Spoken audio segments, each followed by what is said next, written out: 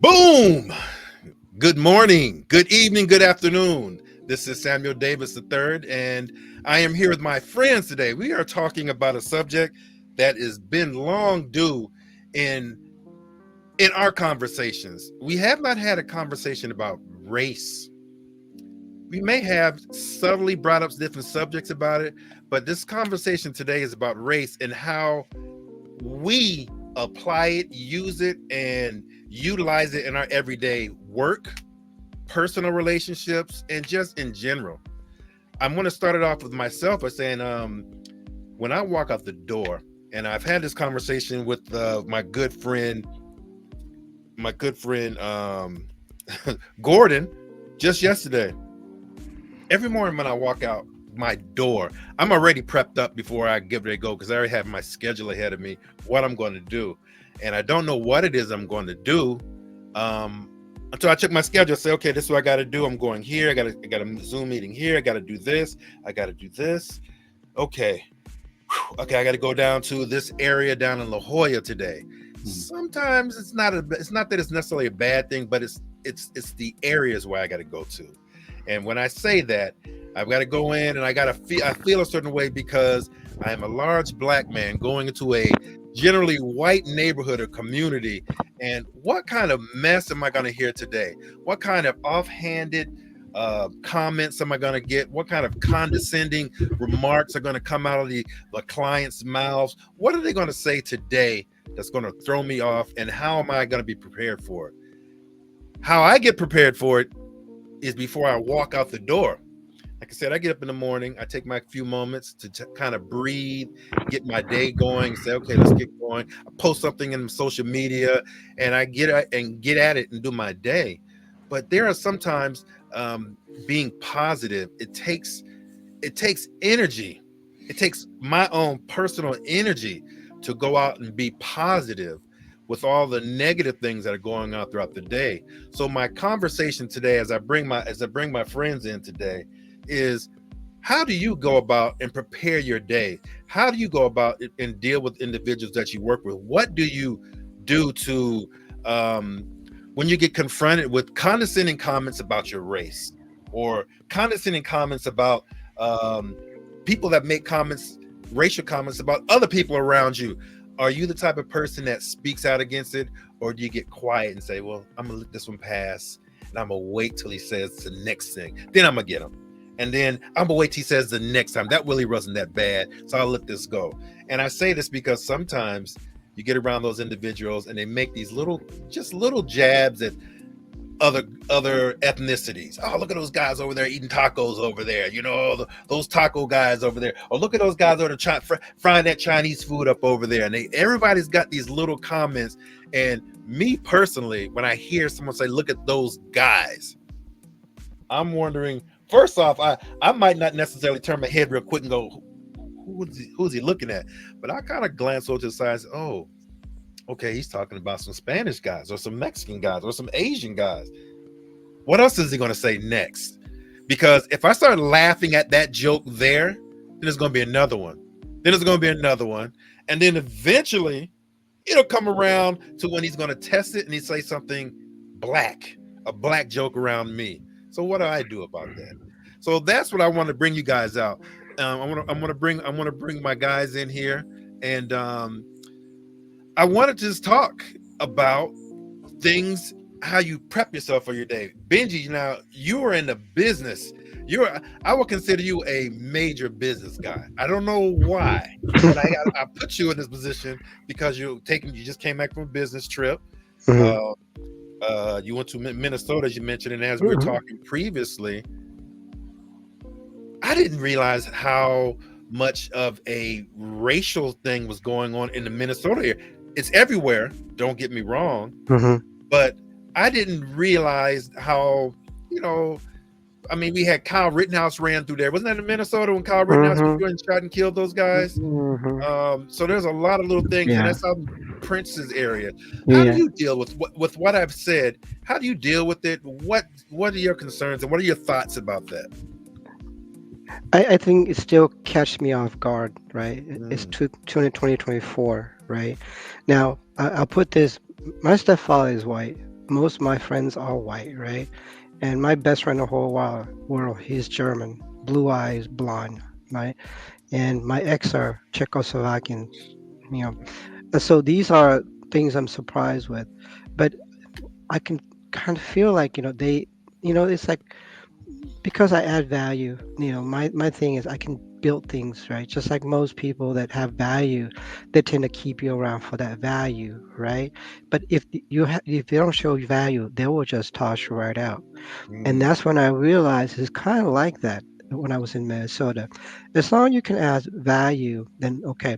So I was with this company, diverse company, global company, and my bosses are white, Indian, whatever it is. And during the time that I'm working, I'm consulting with them. They put us in a different group.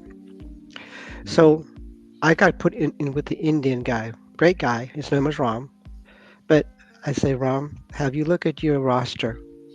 Is there a Smith or a William or a Jones in your roster? He didn't get it. So I let that slide. And the other one is Dan. So Dan got like Perez, Smith, Williams, you know, European name. Ram got Asian name, Indian name, Muslim mm, name. So, but what I realize is I'm here for other people there. There are people like my friend that pass that they gravitate to me. At the moment I walk into the office, they're like, Benji, how are you? Man, nice to meet you. So that take away some of that stingness away. But mm, my guard never went down after that, right? mm, You walking around the neighborhood, there's definitely a separation of mm. wealth. I mean, when you say walking across the railroad track to the other side, it's just like that. And you got to be aware of that. So the thing is, I want to, one thing I want to get better with is continue being nicer to the lesser, meaning that they have gone through things that I never understood. So one of the day I was walking, I saw somebody was struggling with some stuff. I just like, do you want something to eat? I just went and got something to eat for them, right? I just kind of left that alone. There was nothing to it. It's just something that I felt that we had to do. And these are kind of things that I want to be able to be aware of more so than being judgmental about it. Why don't you working? Well, sometimes the environment can't put you that way.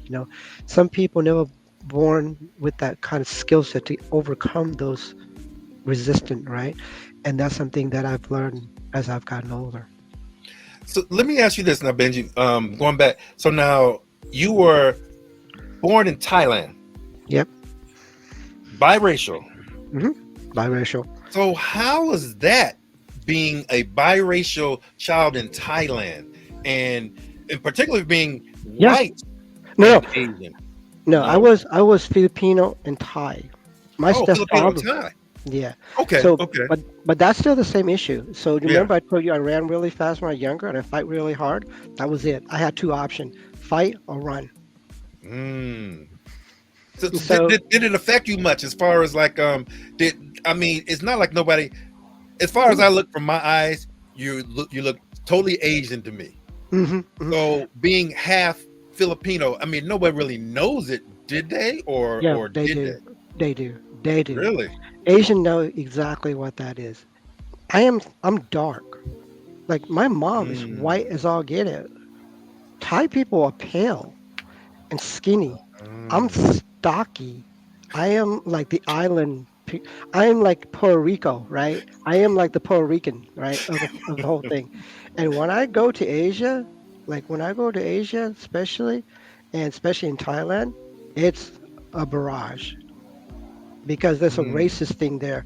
Because my grandparents were Chinese, okay, and then Wow. yeah, my great grandparents were Chinese descent. So you got that layer of the same thing.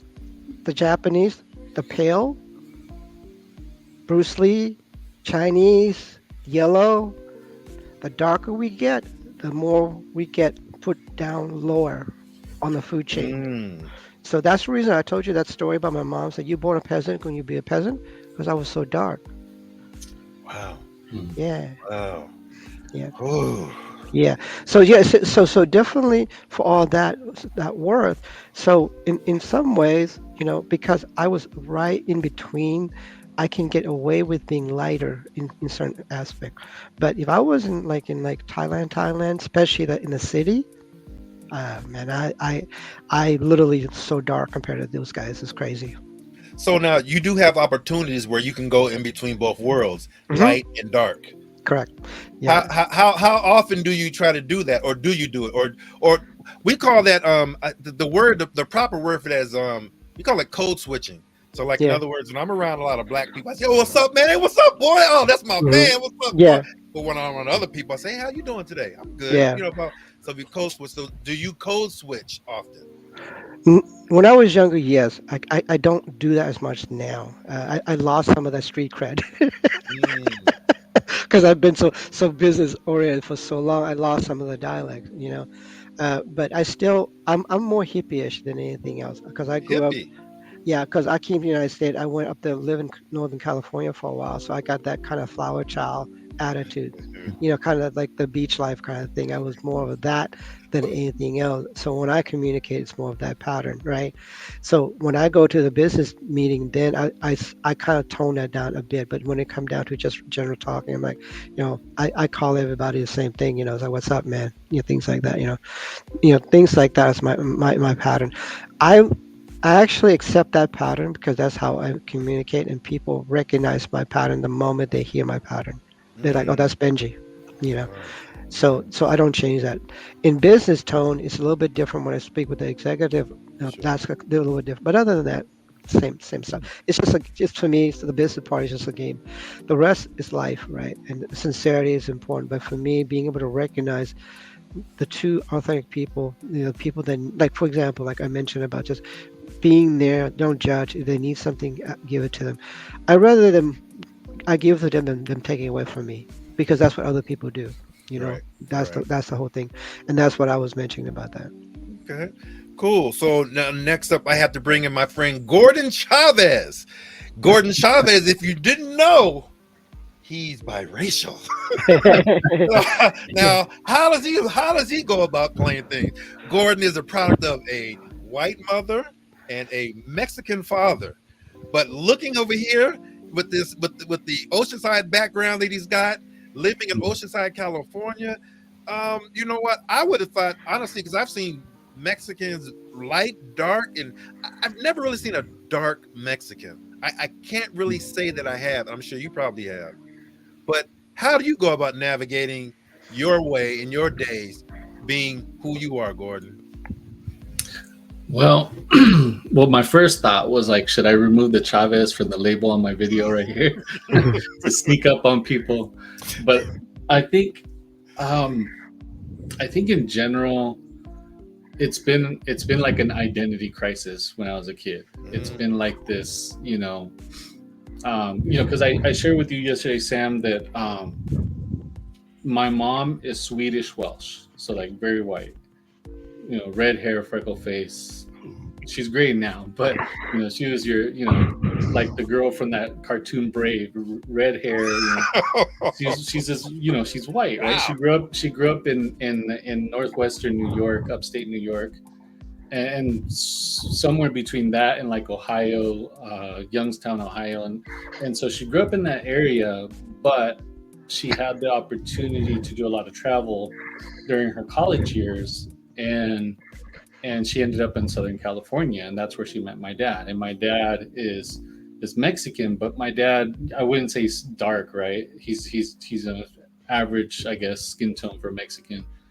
But my dad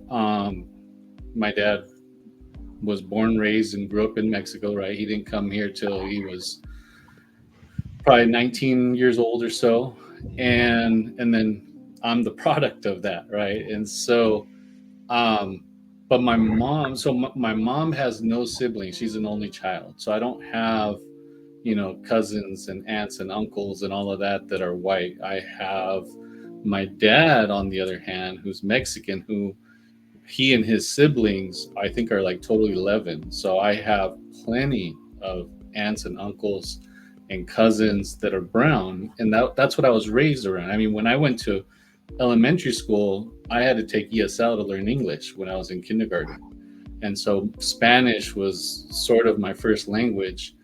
And so that that has been kind of the situation most of my childhood, is where I was what I am. Like, I didn't choose. God didn't say, what color do you, what shade do you want to be, right? I am what I am. But my world was always, I grew up in, I don't know, Benji, how familiar, if you're familiar at all with Oceanside, but I grew up in mostly Mexican neighborhoods. I grew up when I was really young, I grew up in Center Street, and then I moved to a neighborhood called the Valley in Oceanside.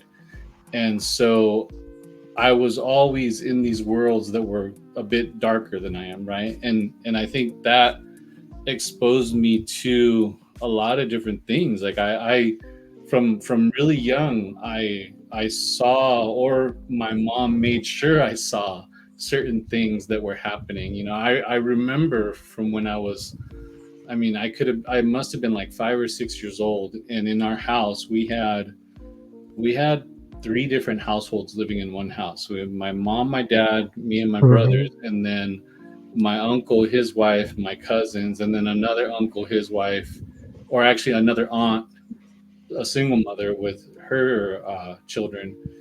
And the only reason why I remember this is because my mom made sure I remembered this. Right, I think, walking into the living room where there were two of my cousins sitting on the sofa watching cartoons, and their mom, my aunt, made them get off the sofa so that I could sit down, and gave me the control. I don't even think we had controls back then, but said, "Look, you watch whatever you want." And so, on my own, I wouldn't have understood, right, the depth of that, especially at that age. But my mom came in right after and said, "No, no, no, no, no. You get off. You sit on the floor. Here, guys, put your show back on." And I didn't get it. I was like, "Come on, are you serious, Mom? You really, right?" But, she made sure I understood of that. And my mom was really good about that. Like, she made sure that I guess I knew my place. Like, there wasn't, or there didn't need to be, or shouldn't be anything special about me just because my skin tone is lighter, right? Yeah. She made sure that. So I'm very lucky for that, right? I'm lucky that she did that, and she did her best to raise me, my brothers and I right. But I saw a lot of that. I would see it in different environments, different scenarios where I would be treated a little bit different, because even I have two brothers, even they are a little darker than I am. And so it's interesting that a white kid was raised in that environment and was able to learn these things that your average white kid won't learn. It just, even their parents wouldn't be able to see that kind of stuff, right? And so I saw things like where I would get special treatment, and sometimes I'd realize it right away, and sometimes I wouldn't get it till later, and whatever the case.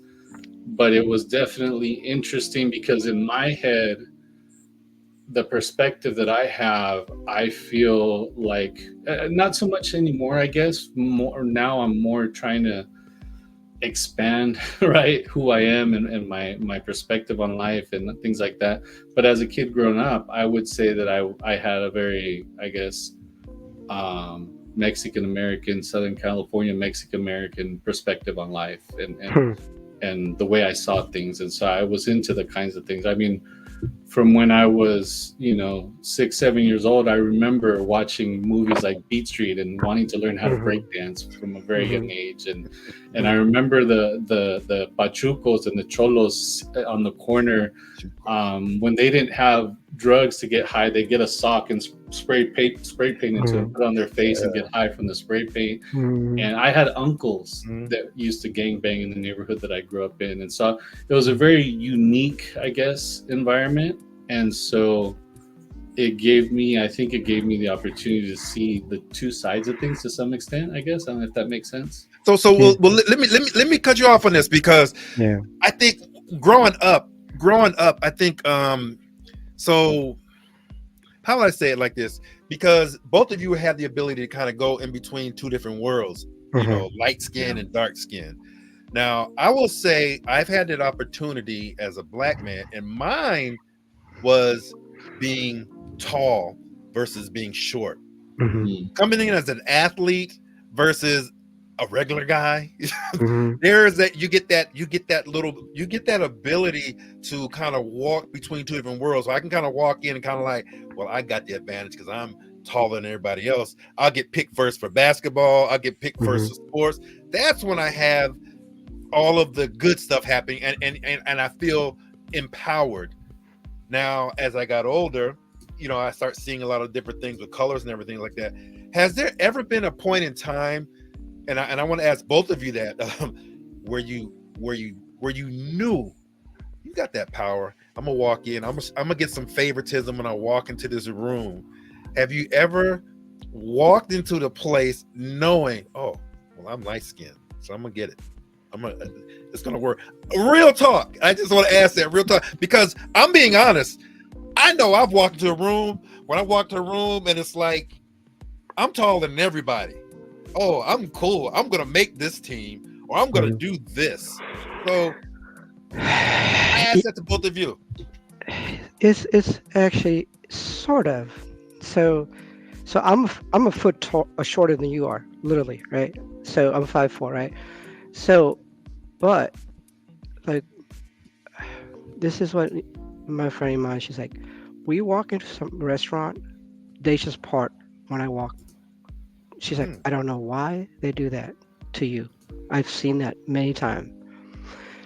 My best friend Brian's 6'1", about 300 pounds. I walk, they part. He's like, why did they do that? It's like, I don't know, Brian. Sometimes in certain places, I own the place, period. Right? It's just the way it is. If I go to Four Seasons or the Ritz Carlton, I pretty much own the bar, right? It's just the way we are. But if I go to Chili's, no. If I go to Bonanza, no. If I Hmm. go to Whataburger or like McDonald's, no. Because what they don't see is the advantage of what I am. They don't see the value of what I am. They see the physical part of things, right? So, but if I go to places like other places, they see the value, right? Because they know that I'm here because I can and I chose to be here, right? Okay, but hold on now. You're not Yeah. walking in here with a big old belt buckle and a big old hat with gold chains, and they go, "Oh, now he looks like he's got some money." Is that how No, you're walking in? no, Because I yeah, business suit, okay, business okay, suit. Yeah, okay. I don't do the belt buckle thing and all that stuff. I really, really don't. I don't have that, but I do business attire, right? You go to business. I don't have. Sure. I don't care. I don't care about rings. I don't care about. I don't care about jewelries. I don't care about none of that kind of stuff. I am like the Gap. I am about like in Neiman's Marcus and things like that. I'm pretty like that kind of my thing. But like when I goes and I think this is part of what my birth father is because he's like that. He's got that persona. When he's was alive, always had bodyguards around him. I never quite understood that, Hmm. and I have that same kind of persona. Right. Hmm. So most of my people are bigger than me, right? They're like my bodyguards. Like when Brian walk and Glenn walk with me, they're literally like my body. They're literally right here, right? And so Oh they well, then take care. that's why. Okay, I can see that now. Yeah, Now, if you got a little short dude and two big guys walking yeah, around, and you got a yeah, business suit on, you walking yeah, around looking like Kill Bill or somebody, yeah. man. I mean, Yeah, shit. but when I'm on a date too, like Imani's a little taller than me. She's a five Okay. four, 5'5". She's a little tall. But when we go into the restaurant, things like, especially the Chinese restaurant, like the nice Chinese restaurant, things like that. And I promise you, I told them I'm not the mob to collect the money. That's not what I'm here for. But I definitely have that persona for sure. Now in the business world, that's different. I groom, I prep when I got to be there for a presentation. Like my A game, my head is focused. I am like laser, because I'm there to do one thing and one thing only. That is to succeed in that meeting, whatever that may be. That's the thing. The rest of the time, I'm pretty easy going. I enjoyed like baseball game and things like that, and things like that. That's what I kind of do more. So like things like that. But I go drinking, and hang out, and things like that. But when it come down to like the real world situation, when it come down to like This is what I gotta do for my grandkids. I gotta do this for my thing. It's different. I cut that off immediately. That's my thing. But Gordon, actually I have to. I didn't realize this, but my family. I don't have family. I just have kind of extended family from West Texas. They're all Hispanic. Hmm. Martinez, Dominguez, Gomez. They're the one that took care of me when I was there, right? They always been there. And the thing is, it's like they always, kind of like protect me too. So those are things that I was surprised at. Like my best friend in the whole wide world, my very first friend in the United States, her name is Monica Dominguez. Her and her husband and family took care of me ever since I landed in West Texas, and they still do. She texts me every day. She sent me Psalm every day, just about every day, to encourage me and things like that. And I was absolutely never truly understand how grateful I should be for that because she'd been there day and out. And these are kind of things I think I forgot sometime because I've gotten to be able to do different things. The one thing advantage for me, because like you mentioned about Sam being able to swim, go from different, because I travel so much, I've been to different places. It allowed me to learn to navigate a lot better. If you were just in one location, it's difficult because I learned how to navigate in different location, and that helps me with the just being in difficult situation. Let's say if I was in Oklahoma or Arkansas and things like that. Okay. Well, let me rephrase this question to you, Gordon. You got this tool. You got the power of whiteness in your hand. In your hand, you can wave it like a flag. I Literally. know you've done it. I know you've had an opportunity where you said, I'm gonna leave the wife and kids in the car and I'm gonna walk out in my whiteness and I'm going to get us a reservation in this restaurant and I'm gonna do it. Have you ever did that? Have you ever used it? I don't know that I've used it, but I do know when it comes on. I know when it's very clear to me that I'm being treated a certain way because also Benji, so I'm 6'4", and so I'm similar sizes as Sam. I don't know if Sam, if you're taller or shorter, but You're taller. about I'm the same 6'3". time, yeah. And so whenever I go to any kind of a family get together, birthday, quinceañera, Hmm. wedding, and things like that, I'm most of the time, 99% of the time, I'm the tallest, and by quite a bit, not just a Hmm. little taller. Hmm. I am literally, quite Hmm. a bit the tallest in any. And so, and there's something about it for Mexican people that when I walk in eat, and I've never been in a situation where like I'm just by myself. It's always with my wife and boys and things like that because we do it as a family. But I will have this special treatment and things will start. Oh, let's find you a table right over here, and then we're gonna bring the plates out right away, and we have a couple of different drink options. What kind of drinks would you? And I'm like, yeah, like there's other people here that are waiting for their food, right? Hmm. And I think that's where I notice it most when I'm at these get-togethers, family get-togethers. Not even so much my family, really, because my family knows me, right? Hmm. At the beginning, my wife's family, because they were still trying to get to know me, Hmm. and then even more so when we go to other get-togethers that are mostly Mexican. Like we have a really good friend of ours that was actually a roommate for the longest time, and he recently got married, Hmm. and we went to his wedding, and we didn't know anybody there, but still, that treatment started to come on. Like, okay, they're bringing out the food and the drinks, and you guys have enough napkins. I'm bringing some more chips. How's the salsa?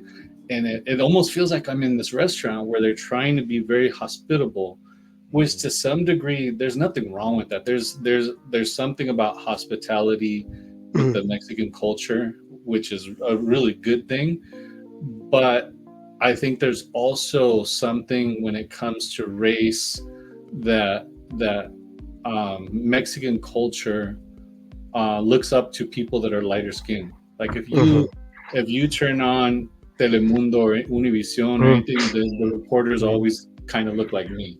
If Hmm. you watch a novela or whatever TV show, the people that are in successful positions within the show they look more like me, and then the housekeepers honestly look more like my wife. My wife is a little darker, well, actually Hmm. quite a bit darker, and I'm easily a foot and a half taller than my wife probably, Yeah. and so there's that. Like if you put yourself in that world Yeah. on a regular basis, you'll notice that there's a certain admiration for people of a lighter skin tone within Mexican culture. And Yeah. I'm sure it goes back to the Spanish Yeah. conquistadores and all of Yeah. that.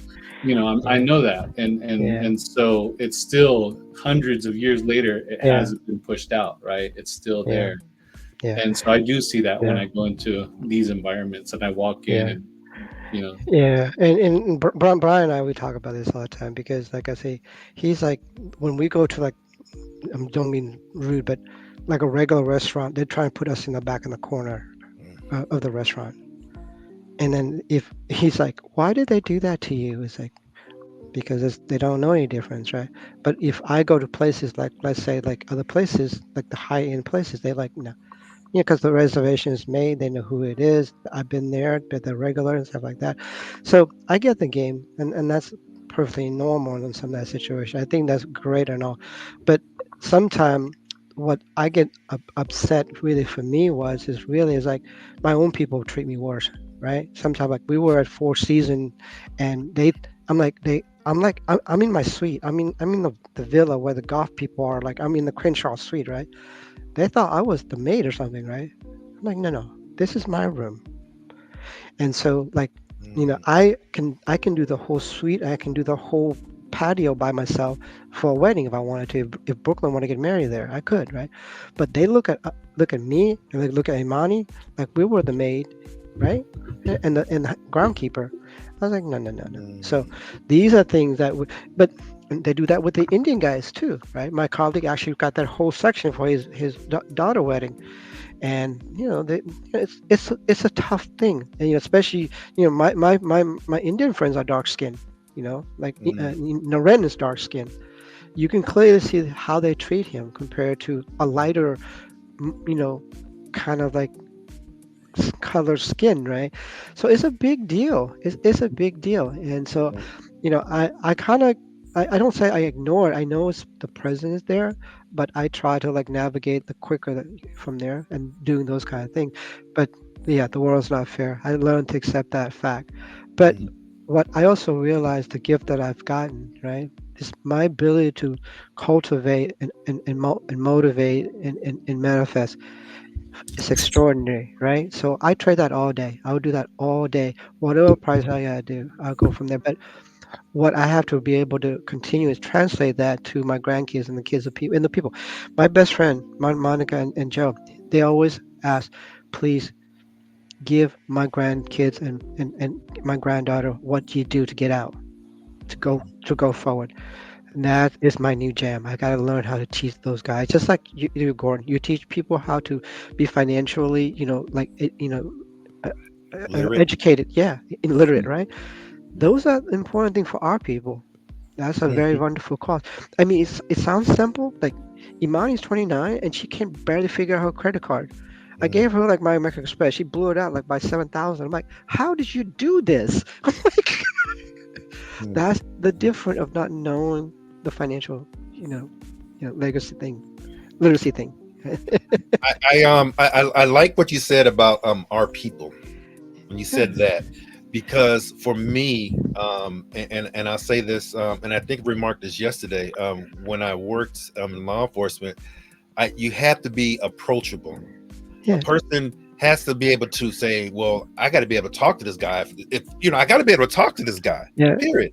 So you can't sit around and you can't have an attitude. You can't sit around and sit around and just looking bored, or you have to be approachable.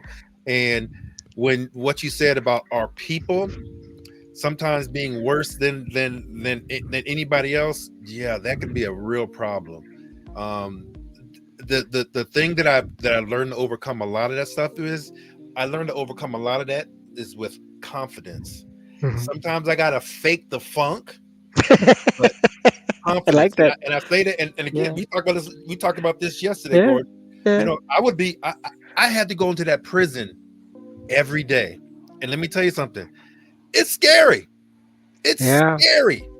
I Mhm. was literally scared every day. And I knew I might have had a fight today, come back home and man, but I got to go back tomorrow on that same unit with the same guys. We might have taken, we might have sent a group of them out, but I have to come in and I got to put out this air of confidence that I don't want to, but I had to do. And over years, it got better and better and better about shaking it off and walking back in again with confidence.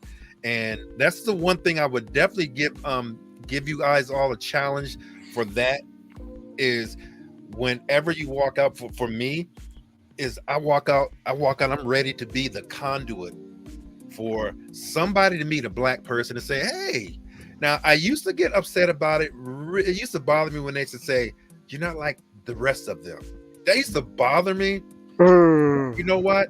If you mm, get to that point where they actually are that comfortable to say that, mm, you've actually done something good. mm, And I say that this is my opinion.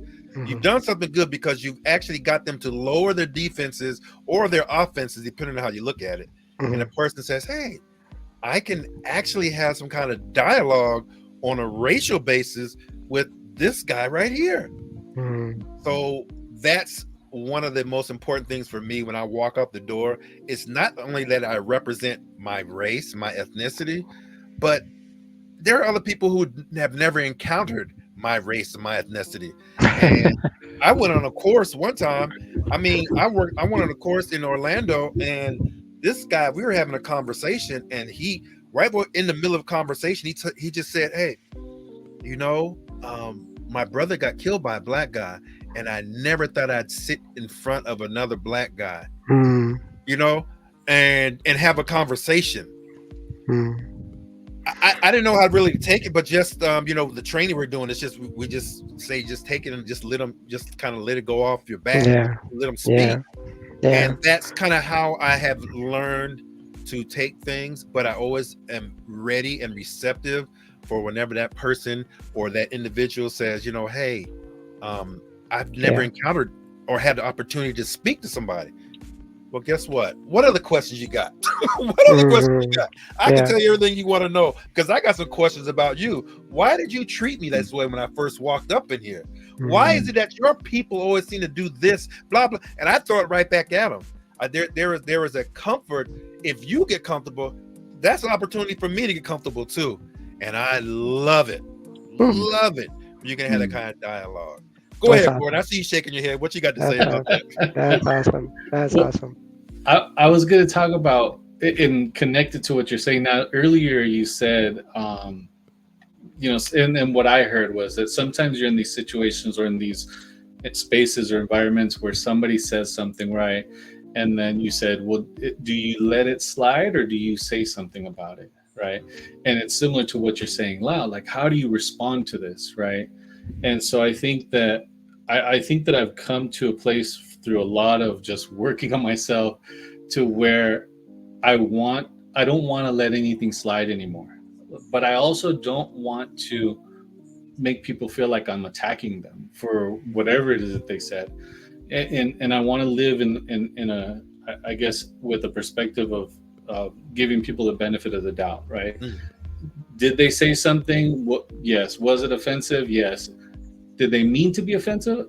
Who knows? I'll never know. Like I can't read their brain as to whether they were really trying to attack somebody, or whether they were just saying it through, just not knowing that that was offensive thing to say or whatever. And so, and I want people to do that. I want people to be honest, and I don't want them to feel like I'm going to attack them if they are honest. Because I've been in situations. I'll share. I don't know if Sam. I don't know if I've told you about this, but I might have.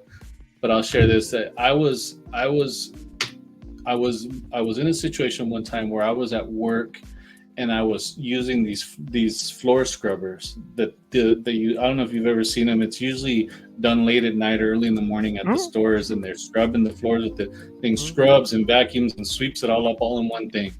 And I was using this to do some cleaning, and this guy walked up to me and he said, "I thought only Mexicans use that thing."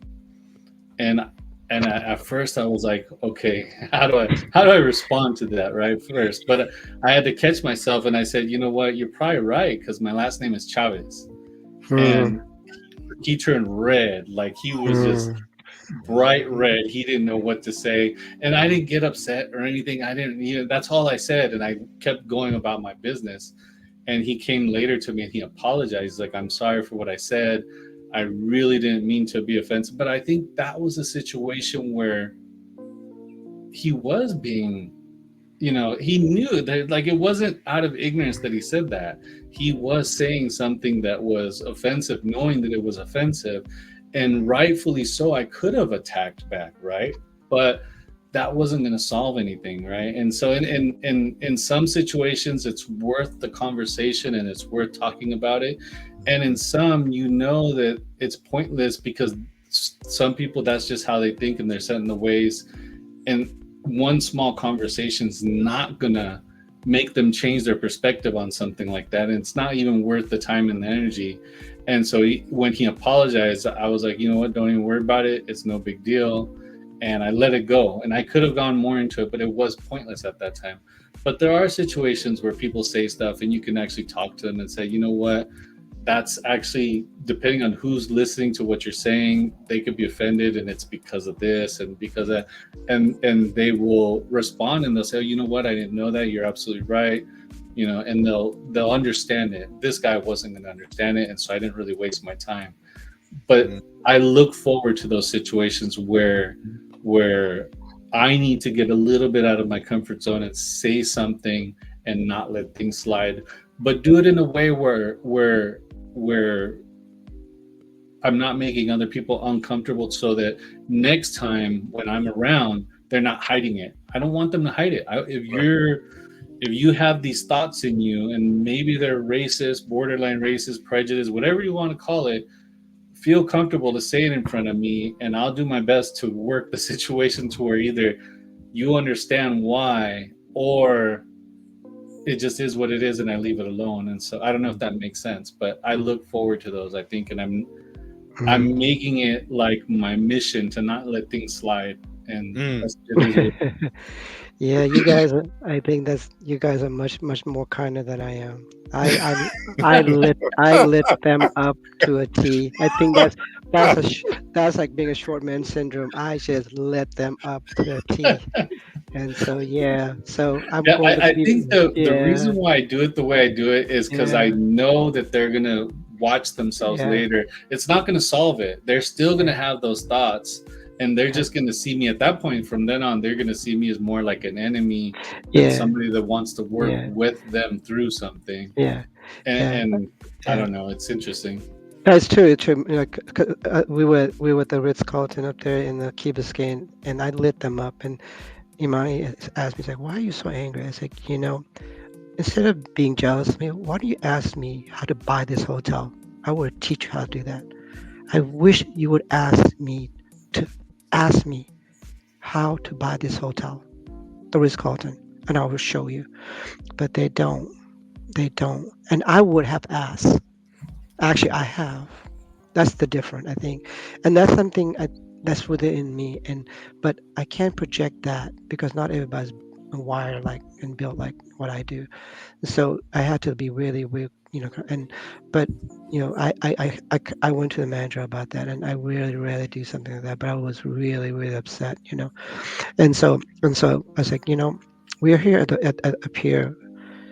I expect a service just like everybody else. I'm in the suite, and because they didn't clean my room, because they thought I was just whatever. So the next time they came and took care of things, the manager came up and took care of things.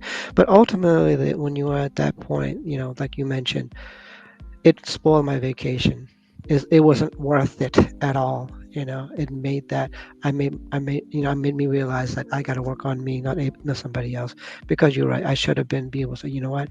Why didn't you get? Why did I should have said, why didn't you ask me about buying this hotel instead of working as a maid and be angry about it, So I have to step them up. That's my role, is to really coach them up. And I didn't do that. So thank you for reminding me that. Mm.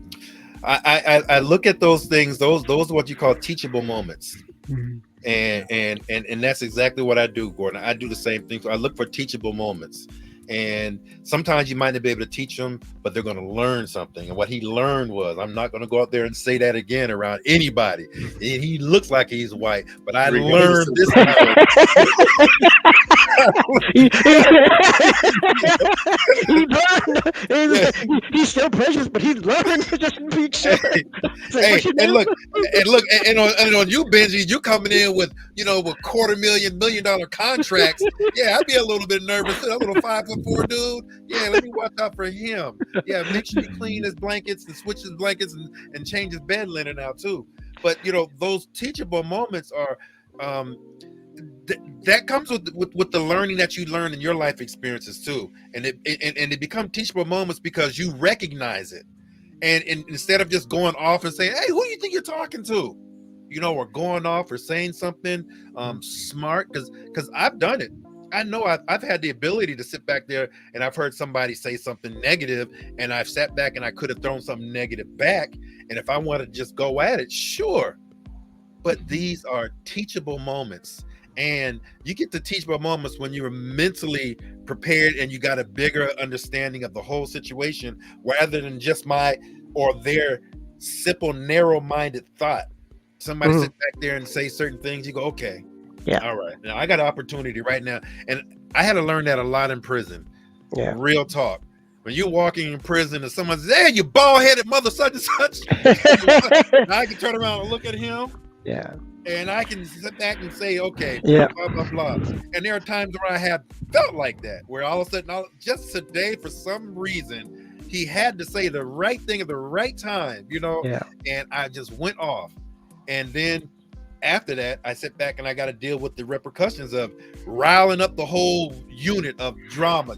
Somebody calls me names, like you can call me whatever, but then there's just that sometimes that one time when they'll hit you and you never know when it hits, but you just got to be prepared for it, and you got to be ready for that teachable moment. You got to be ready to take that thing and yeah, and and come out of yourself. And that's why we have these conversations, because we want to be able to learn from your experience how I can apply something my way, and vice versa. Benji, you mentioned how you heard about what he said. yeah. I heard when you said our people, that to me hits me a lot differently when I think about our people, because yeah, our people or my people come in different hues, different shapes and sizes and colors. And I can't sit back there and I don't know who is what, because I've known black people look just like you, Gordon. you know, Right. and I've known them to look just like you. And when you have those conversations about the black people that look just like you, they are so pro-black. They are Mm, pro-black everything, because I've been so talked about black people and they've heard it and they are like pro-black. And it's almost kind of sad to me when I see them, because I'm like, dang, all his life. My father-in-law, he's same, you met him, same complexion as you are, if not lighter than you. Hmm. And it makes me we have conversations and I just say to myself, man, to be able to skip back and forth between both worlds, it can mhm, it can seem like it might be kind of amazing thing to do, but there's mhm. also a lot of anguish that comes with it, Yeah, because you get to see both sides of yeah, people that you love, people that you know, and you hear those little comments and you see these little things, and you always wonder, how come they don't ever invite Uncle such and such around? Oh, because he's that old dark skinned dude. We don't like, or we don't marry dark skinned people, or we don't yeah, do certain things. And you sit back and you go, wait a minute, what? yeah, What? yeah, I thought family, this is blood, but you yeah. just never know. You got a comment on that there, Benji? No, I got one comment. What I've learned today is to be aware of the teachable moment. Be Mm, prepared for that. I have to be that. I Mm, have to be the lead. I don't have to. I want to be the leader of that because I've mm, been through a lot of that already. So thank you for those comments because it was one of those moments that I should have been better. And I will do that more because in anything else, you want to coach everybody up. I've been coach up. I've been blessed with that. I have to learn to like pass that forward. And these are kind of things that I think will make everybody a lot more loving in humanity wise. So, okay. mm, mm. But gentlemen, it was a good conversation. I have to drop in like 2 minutes, but it's always a pleasure. Always. All right. Well, Likewise. guys, I think that's another one in the books for us right here. Thank you for this conversation, and we'll see you guys on the next one. All right. Take care. Okay.